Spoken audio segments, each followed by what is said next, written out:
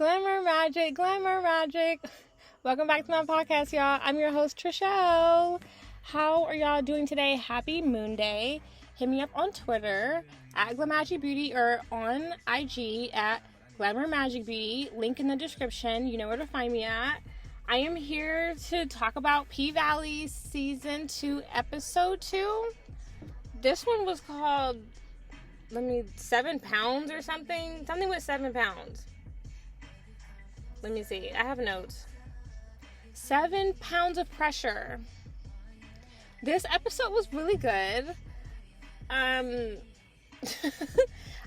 did tweet along with y'all. So if you want to know my thoughts in real time, go on the Twitter page because I did tweet. And, some of y'all did have something to say. There was some engagement. So just go check that out. But the reason why I kind of pause is because I am having a good time with the content or the writing this season. Some of it is throwing me for a loop, but I'm just going with it. But other people online were kind of talking about the writing not in a good way. And I can see why. That's why I have a little bit of hesitation in my voice because I think the season is overall good. But some of it is coming off unbelievable, unrealistic, and there's been some comparison to the show on HBO, True Blood, that was also set in also set in a rural town in the South, specifically Bonton, Louisiana. And this is based in a fictional town in some, Chucalissa, Mississippi, which is supposed to be some bumfuck town in Mississippi. But here's the truth.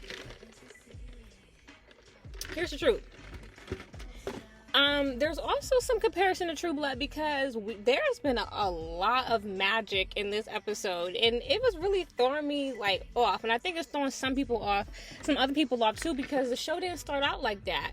And I'm like, oh Lord. So it's coming off as a plot turn or a turn damn near in genre, because the show started off, scripted ratchet TV, but with drama, a good show. But now it's but there was no supernatural element to it. But now they're doing that, and it's throwing some people off. I kind of feel indifferent towards it. I think, I don't know if I want to say I feel indifferent. I like some of it, and then I don't like other parts of it. The whole thing with Diamond doing that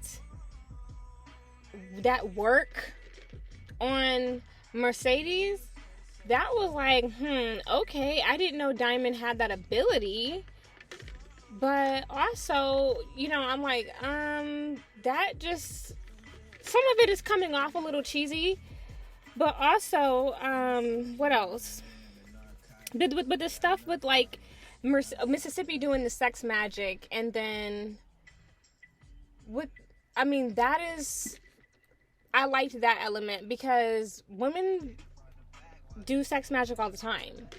And especially women who, from particular cultures, not necessarily just saying black women, but women that have culture, and even white women, they have their own types of magic, but definitely women from the South who have their own culture, or women from particular ethnic backgrounds or cultural, whatever, just people who have their own culture, they do dibble and dabble in magic. And with this show being set in Mississippi with black women, it does make sense for there to be some, I guess, elements of hoodoo, because that stuff does run in the South. Not every woman does hoodoo, but there are some that do. And it's not all of them practice the same way. Most people, do it casually, not to the extreme of, some of these high ranking magicians who are in secret societies. That is ridiculous. But saging, again, even the New Year's it's usually like built into traditions and customs, but y'all know that. I'm trying not to get too technical. But anywho, I mean, I'm just saying, like, it's a thing with this show. And I'm like, okay, I think part of it makes it more realistic, and I think some parts of it can be cheesy, to sum that up, because I don't want to go down the rabbit hole too much. But let me start off with the beginning, because I'm already, like, super deep. I just wanted to address that, because it was something that, it was a big part of the episode, and it was something that people were talking about on Twitter, and there were some complaints about it, and you know, I just want to touch on that. I don't think it's all cheesy, but I think some of it is. Like, some of the diamond stuff may be a little bit cheesy, but the stuff with Mississippi and Derek, or Keyshawn and Derek, like, totally realistic. Now, the stuff with, I'm going to get on the pendulum shit later. Let me get on that later. I don't want to even get to, because, you know what? I'm glad that I kind of did start with this magic bullshit, because I am going to address some of the other elements. This shit was a big part of the episode. The Satanism, the agenda, like, come on, y'all. I know y'all saw symbolism. So I'm gonna address that, but I'm gonna address that later, and when I get to those points. Let me go ahead and just start from the top. But I want to start off with that. So we open to auditions. Yes, that's how we even meet some of these new satanic bitches, because we opened the episode with the auditions. And let me just say this. I am so sick of Mercedes' character.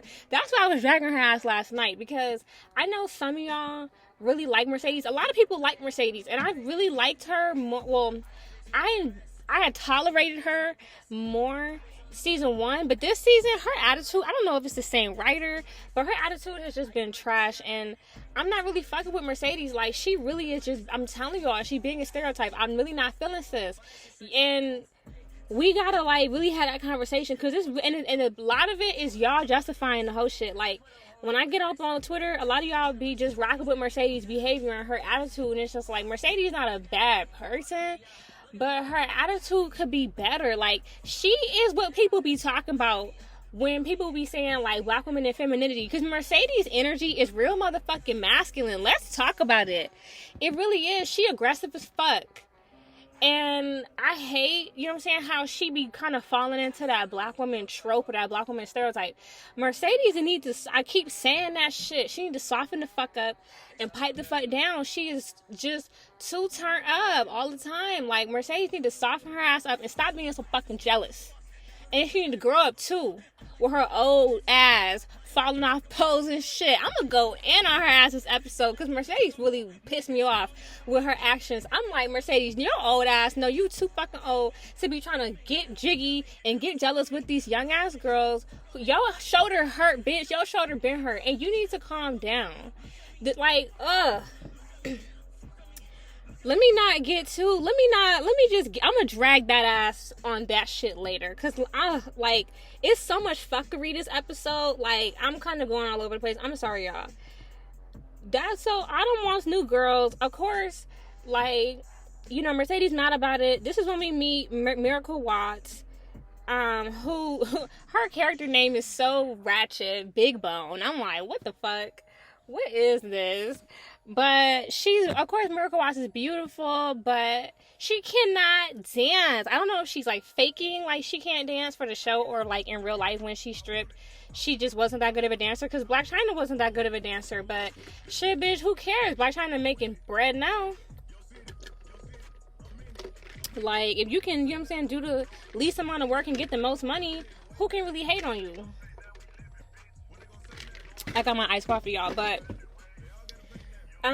she becomes a bartender, and of course Mercedes was hating on her, because Mercedes was like, oh, this bitch can't dance. And I'm glad Autumn was like, well, she'll do good behind the bar then, because it's just like, don't stop hating, you know what I'm saying? Like, the other two chicks, like, so there was like a white girl, and then I forgot her name. She's pretty too, but I didn't like the wig that they had on her. They definitely, like, dressed her down, I guess, to try to, I feel like they didn't put her in hair and makeup in costume that, like, really enhanced her beauty, because the young lady who played the other black woman, she was also, the last time I recall seeing her was on Atlanta.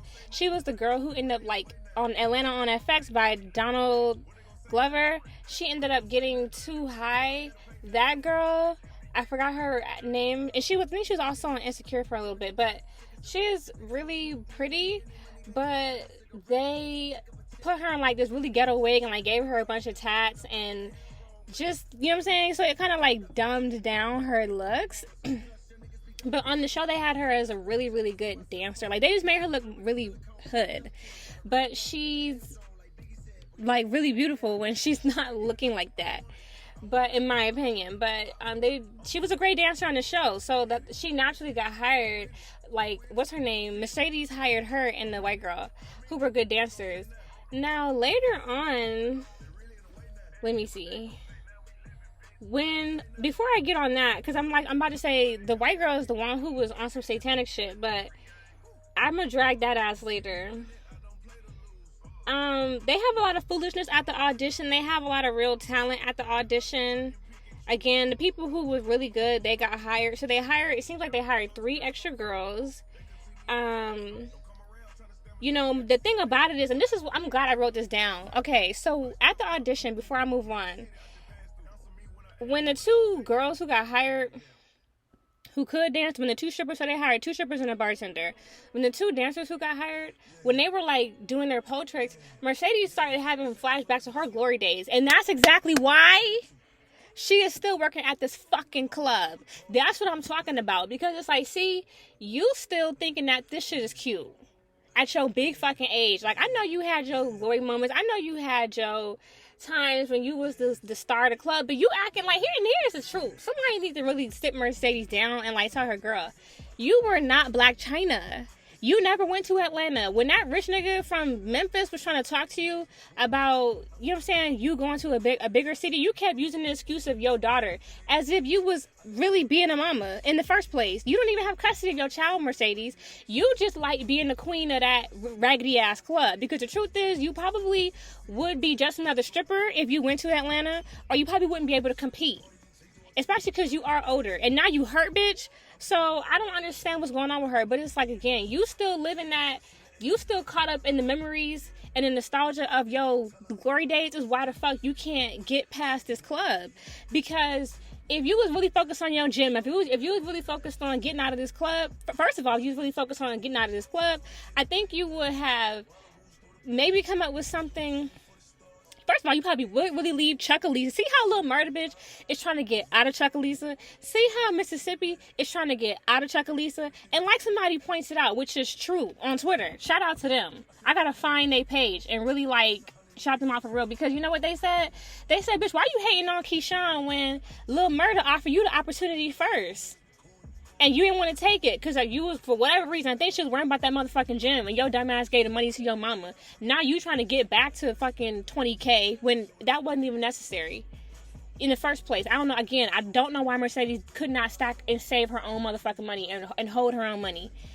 But when it comes, she could stack and save her own money, but why couldn't she hold her own bread? I don't get it. But now you jealous of Keyshawn. And notice how Keyshawn and Lil Murda trying to get out of Mississippi.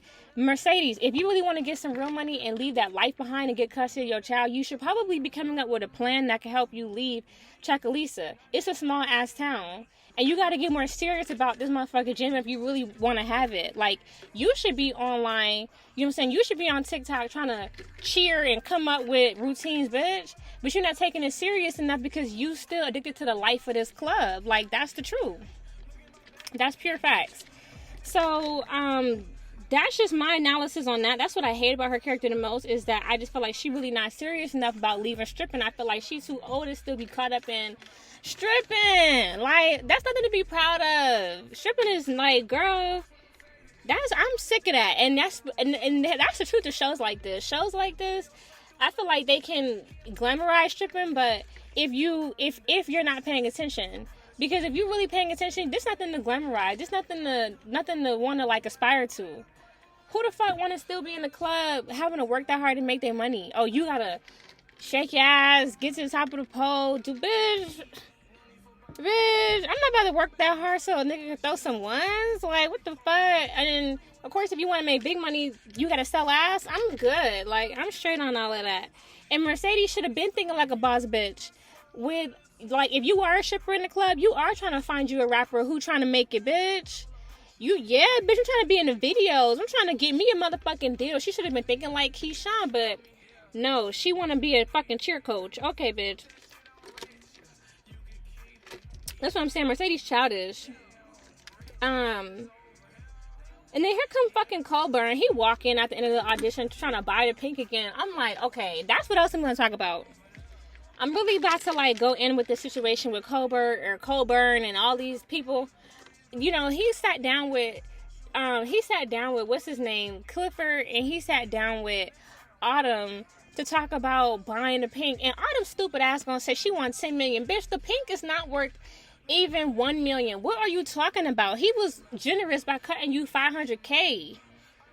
Like, cause he really offering you, talking about there's a difference between market value and worth, and this place is worth 10 million. No, it's not. This rundown, raggedy ass club that y'all keep mismanaging money. This is a strip club, bitch. This place is not worth 10 million, and this place is not, again, no Magic City, no V Live. This is not no strip club chain. This is a raggedy ass club in the middle of Chucalissa, Mississippi. Like, this club is really not like big acts. Y'all barely got Lil Murder popping off. Y'all not a club where a bunch of like big rap acts and and strippers are like coming out of. So I just don't, you may have a few girls, going into office jobs or like leveling up in some type of way, but at the end of the day, it is a strip club. It is in the middle of Mississippi, and it's raggedy and run down, and this club like needs so much work. This club needs to be torn down and rebuilt, and that's what I wanted to talk about. And I forgot to mention this last review. Why is there just so much fuckery around this club? Here's the truth. Here's why this show promotes niggotry. Because why can't y'all just fucking move? If y'all really want to promote upward mobility in this town, you